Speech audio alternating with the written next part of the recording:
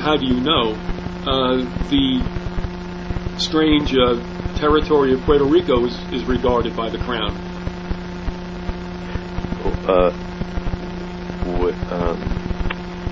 You mean the island Puerto Rico is? Well, that was taken up by the United States in 1970. What, the status of Puerto Rico? Yeah, that was 1898 is when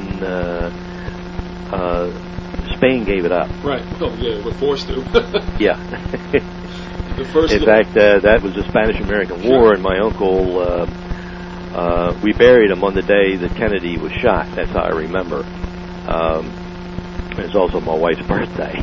So he fought in that Spanish-American War also. So I have some stories that still are in my memory from what he used to tell me. But I mean, I do believe everybody's in tow to the bankers. But what's that? But I'm wondering well, we might know what that is, right, I-Man? Yeah, right. Hello, whoever's there. But can you hear that? It was like a click or something. It was like a doot. Oh yeah. Okay, there was two of those, and that's not somebody calling me usually. It's a little different, but anyway. It was probably the FBI tapping the line. Okay, I'm glad you said it. So, well, I let them know if they tap my line. I just talk to them once in a while. I says, I hope you guys are getting a good earful because I don't know what you're learning, but you're not learning much from me. Well, yeah, I heard that again. Yeah, when I get a call, it's two intonations, and it's not just that one solid beep. So I don't know what that's about, but I'm sure we're going to find out later, and you'll tell me, oh man, I'm wondering if they're doing this to jam us, Yeah, because I don't have call waiting on this phone. I just got the cheapest phone. No frills. That's it. You got it. All right. Moving on, then, if we could. The thing about Puerto Rico, though, are they looked at as part of the United States, do you think, or do you know, in the eyes of the Crown? Well, they're a territory of the United States, yeah, and that's why they have representatives in Washington, but they can't vote. They have, congressmen in Puerto Rico. There's 3 of them, and they're in Puerto Rico, but they can't vote. So what's the significance, then, of having the representation? Nothing? Nothing. Makes it look good? It's just to make it look good, I guess. But that means, in a sense, they don't have the hooks into them, then, do they? No, but the Crown does. The Crown still owns that because anything the United States acquired from Spain is the same. It's the same principle. All right, then my question about the territory, I think, is even best answered here. Then, and that is, if you're involved with the United States, yes, you're hooked in. Because the territory. All right, everybody. There was an article that came over the email yesterday, and it was really good. It went back into a lot of the history and was talking about the territory in the United States can't go outside of certain bounds and meets and whatnot of Washington, D.C., but the problem is that would be good if there was a true republic, but this is a fascist democracy that we're operating in today, and there is no republic. If you go back, and this is why I say it's very critical to look up definitions. Now, I have some definitions here that I was going to start with. I can't read them all because it would take me all the rest of probably about 40 minutes to go through every definition.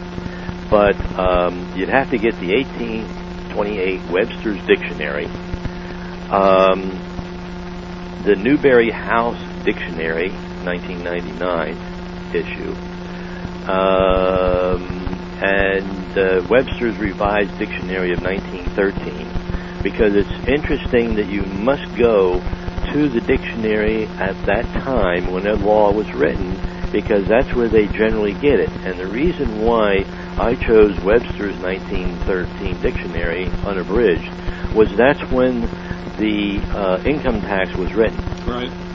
Now, if you notice when you read the first income tax, it says at home. Whether abroad or at home. So when you go in, you wonder, well, at home, everybody thinks the country, right? No, that's not true.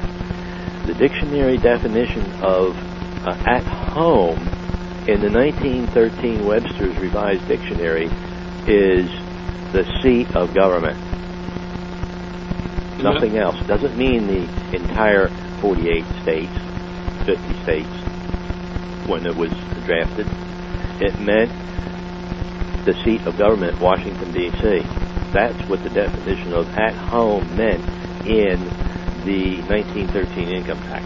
Now, having said that, and just referring back, if you can, is there some kind of significance then to the 14th Amendment that a lot of people don't get regarding the district?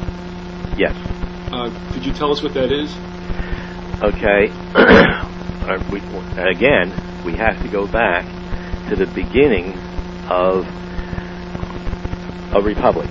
A republic is, if you read the definition of a republic and you go all the way back through the etymology of the word, it simply means a corporation.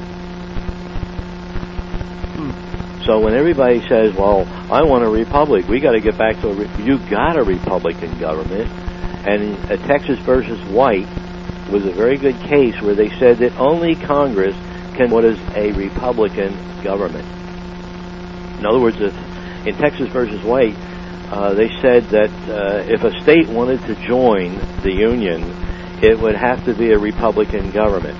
And then it said that only Congress can determine and make the determination of what a Republican government is for that area to join the Union. All right, so going back, a republic is really a corporation. So that would be the reason, I take it, given the color of that definition of republic, right, that the federal government had to, if you will, re-lean on several southern states to make sure that they help ratify the 14th. Yeah, okay. Now let's get back. Washington, George W., in 1791 destroyed the republic at the time, as how it was originally set up, the Constitution. And how he did that is because with Hamilton, who was the front man for the crown, because his father's name was Levine. He was a Jewish person. He came over to the island of Nueces, and before he did, he changed his name to Hamilton. He married Rachel Fawcett, who was a mulatto, and they had Alexander. Now, Alexander was primed.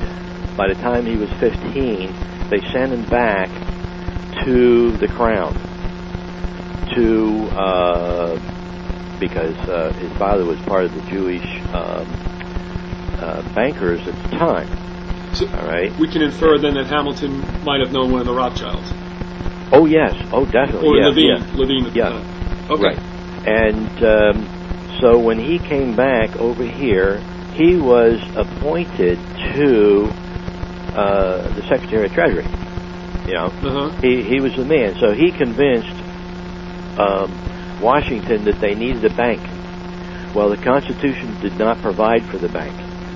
So they went ahead, and Jefferson, a man named Stimson, and I can't remember the other, escapes me right now. We have the letters from them stating that there was no way the Constitution gave them the authority to create any bank. But they went ahead and did it anyway. So in 1791, Washington created the districts, the district states. That means he overwrote on every land a district state. In other words, a state upon a state. And the reason they did that is because the banks who were first set up were private banks owned by the crown. What they did was